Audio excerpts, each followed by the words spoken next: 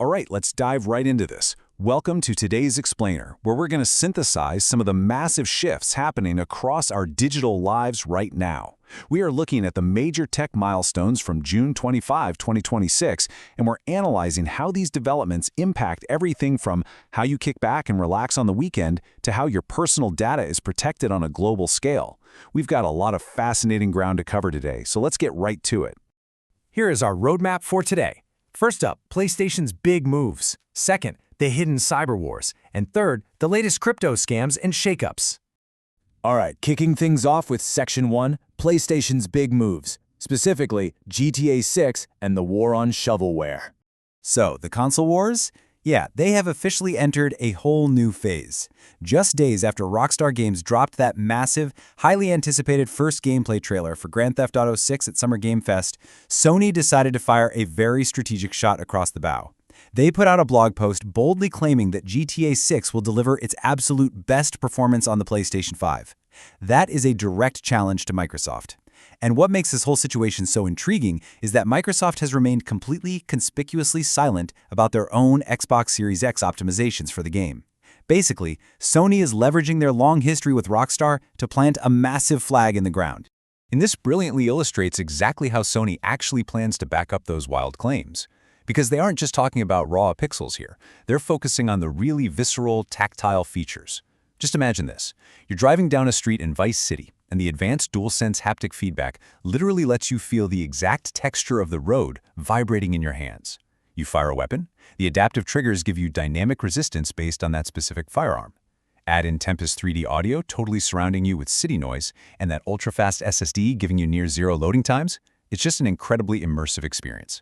Oh, and there's heavy speculation that this whole announcement is a subtle wink and a nod to upcoming optimizations for the long-rumored PS5 Pro. Now, while Sony is pushing the absolute highest limits of gaming hardware, they are also doing some serious housekeeping at the very bottom of the gaming spectrum. They are officially going to war against what we call shovelware.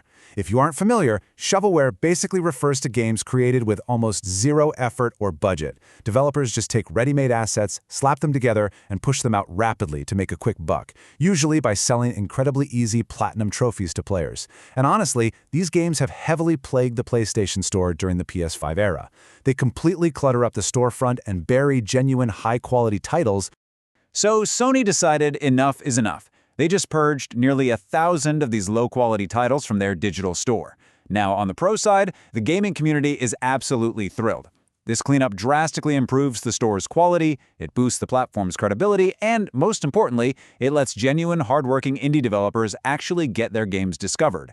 But there are some valid concerns on the con side. Because Sony's exact quality standards are still kind of murky, some developers are terrified that small, honest indie games might just get caught in the crossfire.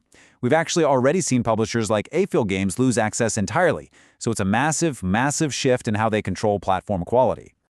Moving right along to Section 2, cyber threats and takedowns, the hidden wars going on right behind our screens. Okay, shifting gears from digital entertainment to heavy-duty enterprise security. We need to clearly define our terms here to really grasp the severity of this next development. So a zero-day vulnerability. This is a security flaw that is actively discovered and exploited by hackers before the software creator even knows it exists, meaning the vendor has had literally 0 days to fix it. Well, Google-owned cybersecurity firm Mandiant just dropped a bombshell report. They revealed a massive zero-day flaw specifically targeting Cisco Catalyst SD-WAN devices. For context, that is the exact hardware that massive global enterprises use to manage network traffic across all their corporate branches. So, the crucial point here is that 7.8 rating. That's the Common Vulnerability Scoring System, or CVSS score, assigned to this specific threat. A 7.8 means this is a high-severity threat. We are not talking about some minor software glitch. This is a critical drop-everything security emergency for any organization relying on Cisco's networking infrastructure. And the details of this breach are honestly staggering. Mandiant found that unknown threat actors have been exploiting this in the wild, like in real live attacks, for at least 2 entire months before anyone even noticed. It grants the attackers root-level privileges. That means they get complete, unrestricted control over the network devices. They were even creating fake root accounts to keep persistent, hidden access for themselves. The threat is so catastrophic that the federal government actually had to step in. CISA mandated an emergency, mandatory patching deadline for all federal agencies by June 26. It is just a wild, stark reminder of how vulnerable our interconnected systems truly are. But hey, take a breath because it's not all bad news on the cyber front. We actually just witnessed a massive, coordinated victory against cybercrime. An international coalition, we're talking Europol, Microsoft, Bitdefender, the whole squad, executed what they called Operation Endgame. They successfully dismantled the criminal infrastructure behind two completely devastating malware families. There was Amati, which is a botnet used to deploy even more malware, and StealSea, which is an information stealer designed to literally rip credentials right out of your browser and your crypto wallets. They essentially took a sledgehammer to a massive, global ransomware production pipeline. And the scale of this victory is perfectly captured by this staggering number, 27 million. That is the number of stolen credentials authorities recovered during Operation Endgame. 27 million passwords, banking details, secure logins, all of it hoovered up by this network over several years.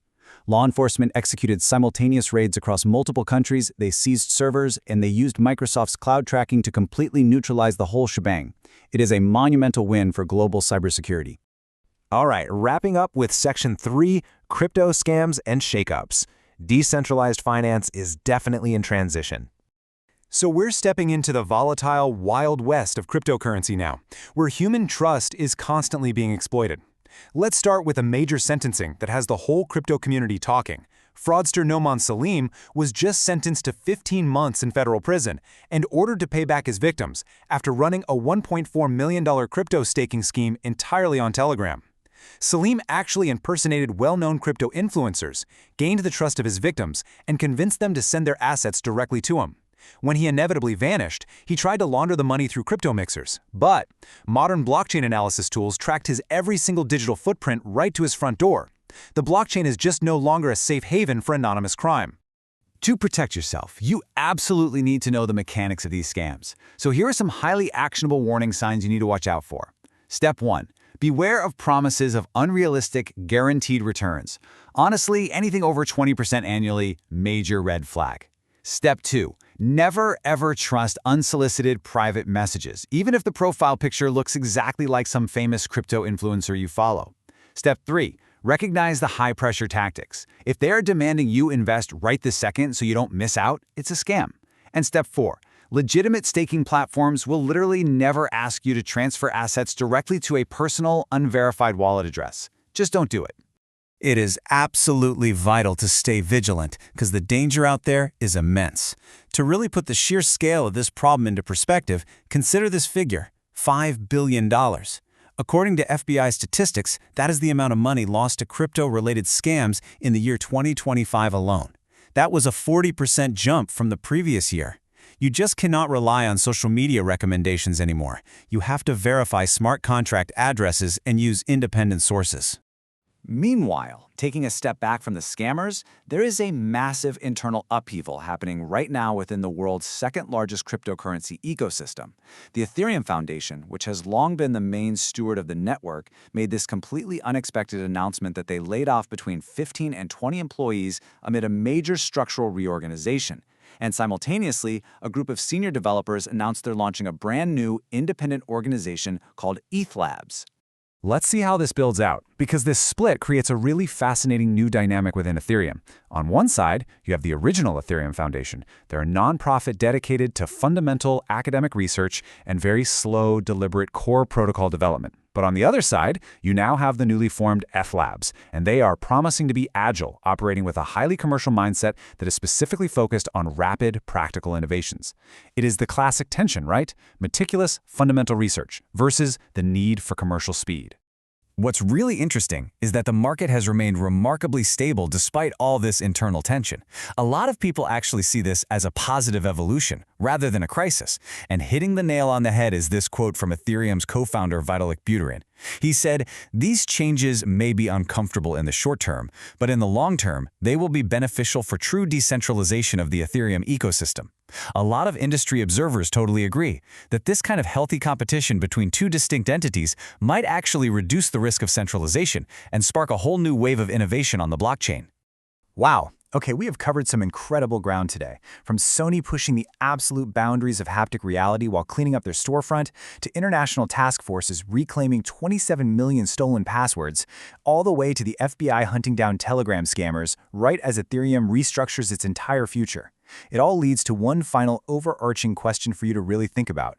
As these rapid shifts in hardware capability, global security, and decentralization fundamentally reshape the digital frontier, how are your own tech habits going to need to adapt? Are you going to need to upgrade your hardware? Will you finally audit your own network security? Take some time and think about it. Thanks so much for joining me on this explainer, and hey, stay curious as you navigate the digital frontier.